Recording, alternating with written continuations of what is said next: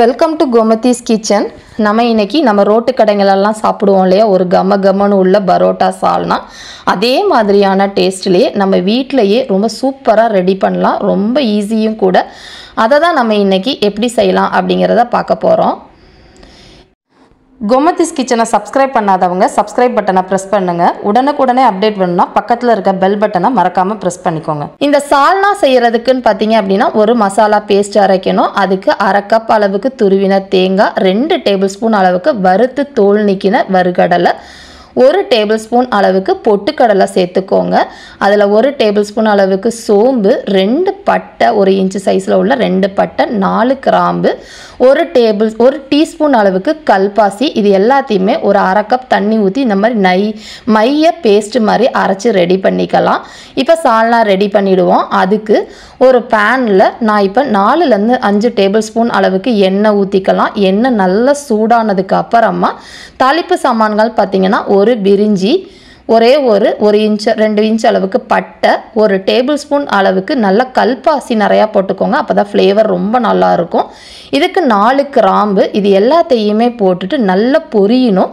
அப்போ தான் நம்மளோட ஃப்ளேவர் ரொம்ப நல்லா இருக்கும். இப்போ நல்லா 1 கொத்து அளவுக்கு கருவேப்பிலையை எடுத்து நல்லா கிள்ளி போட்டு பொரிய விடுங்க. அப்போ தான் அதோட ஃப்ளேவர் ரொம்ப நல்லா இருக்கும்.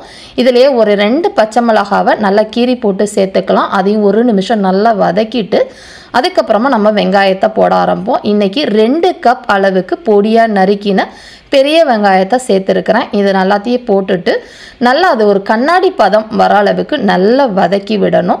எவ்வளோக்கு அளவு நல்லா வதங்குதோ அந்த அளவுக்கு ரொம்ப நல்லாயிருக்கும் நம்மளோட சால்னா. இப்போ பார்த்திங்கன்னா நல்லா கண்ணாடி பதத்துக்கு வதங்கிடுச்சு. இப்போ 1 டேபிள் ஸ்பூன் அளவுக்கு இஞ்சி பூண்டு பேஸ்ட்டையும் போட்டு அதோட சேர்த்து நல்லா பச்சை வாசனை போகிற அளவுக்கு வதக்கிக்கோங்க. மீடியம் தீயிலே வச்சு வதக்கிக்கோங்க. இப்போ பார்த்தீங்கன்னா நல்ல பச்சை வாசனை போய் இந்த மாதிரி ரெடி ஆகிடுச்சு. இந்த சமயத்தில் 2 கப் அளவுக்கு பொடியாக நறுக்கின தக்காளியும் சேர்த்துக்கலாம். 2 கப் அளவுக்கு வெங்காயத்துக்கு 2 கப் அளவுக்கு தக்காளி சேர்த்துக்கோங்க. அதையும் சேர்த்து நல்லா இதோடைய வதக்கிக்கலாம். இதில் 1 டீஸ்பூன் அளவுக்கு உப்பு போட்டு நல்லா வதக்கணும். அப்படின்னா நல்லா தொக்கு மாதிரி நமக்கு வதங்கி சீக்கிரமாக வந்துடும். இப்போ இந்த மாதிரி நல்லா தொக்கு மாதிரி வதங்கினதுக்கு அப்புறமா மசாலா சாமான்கள்லாம் போட ஆரம்பிச்சிடலாம். இப்போ பார்த்தீங்கன்னா நல்ல கலராக இருக்கிற 1 டேபிள் ஸ்பூன் அளவுக்கு மிளகாய் தூள் சேர்த்துருக்கிறேன். அதுக்கு 1 டேபிள் ஸ்பூன் அளவுக்கு மல்லித்தூள் போட்டுக்கலாம். 1 டேபிள் ஸ்பூன் அளவுக்கு கரம் மசாலா பொடி சேர்த்துக்கோங்க. இது எல்லாத்தையுமே போட்டுட்டு நல்லா இதுலேயே நல்லா பச்சை வாசனை போய் நல்ல எண்ணெய் பிரிஞ்சு வரணும். அப்போ தான் நம்மளோட பரோட்டா சால்னாலாம் பார்த்தீங்கன்னா நல்லா எண்ணெய் மேலே மிதக்கும். அந்த அளவுக்கு எவ்வளோக்கு எவ்வளோ வதக்குறோமோ அந்த அளவுக்கு மேலே எண்ணெய் பிரிஞ்சு மேலே மிதக்கும். நல்லா வதக்கிடுங்க. மீடியம் தீயிலே போட்டு வதக்குங்க. அப்படி இல்லைன்னா அடி பிடிச்சிக்கும். நான் நான்ஸ்டிக்கில் செய்கிறனால இப்போ அடி பிடிக்காது. மற்ற பேன்னா அடி பிடிச்சிடும். நல்லா எண்ணெய் பிரிஞ்சு வதங்கினதுக்கு அப்புறமா ஒரு 6லேருந்து 7 கப் அளவுக்கு இப்போ நான் தண்ணி சேர்த்துருக்கிறேன். இப்போ ஒரு 1/2 டேபிள் ஸ்பூன் அளவுக்கு உப்பு சேர்த்துக்கோங்க. போட்டுட்டு அதையும் சேர்ந்து நல்லா கலக்கி விட்டுட்டு மூடி வச்சு நல்லா எல்லா மசாலா சாமான்களும் கொதித்து மேலே எண்ணெய் பிரிஞ்சு வர அளவுக்கு ஒரு 6லேருந்து 7 நிமிஷம் மீடியம் தீயிலே வச்சு நல்லா வேக விடலாம். அதுக்கப்புறம் பார்ப்போம் எப்படி இருக்குன்னு. இப்போ பார்த்தீங்கன்னா தெரியும். நல்லா ஒரு 6 நிமிஷத்துக்கு அப்புறமா நல்லா எண்ணெய் பிரிஞ்சு நல்லா கொதிக்க ஆரம்பிக்குது.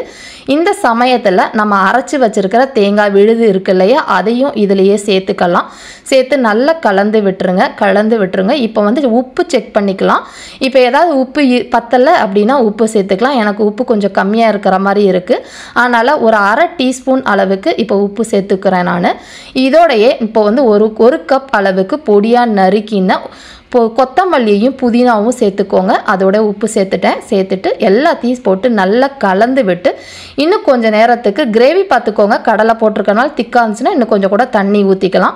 நல்லா கொதிச்சு எண்ணெய் பிரிஞ்சு வர அளவுக்கு கொதிச்சதுக்கப்புறம் பார்ப்போம். இப்போ பார்த்தீங்கன்னா தெரியும் நல்லா கொதிச்சு இந்த மாதிரி எண்ணெய் பிரிஞ்சு வந்துருச்சு. இப்போ ஒரு கொத்து கருவேப்பிலையை போட்டு இறக்கிடலாம். நம்மளோட ரொம்ப டேஸ்டான ரோட்டுக்கடை சால்னா பரோட்டா சால்னா வீட்டிலையே செம சூப்பராக ரெடி ஆகிடுச்சு. நீங்களும் செஞ்சு பாருங்கள்.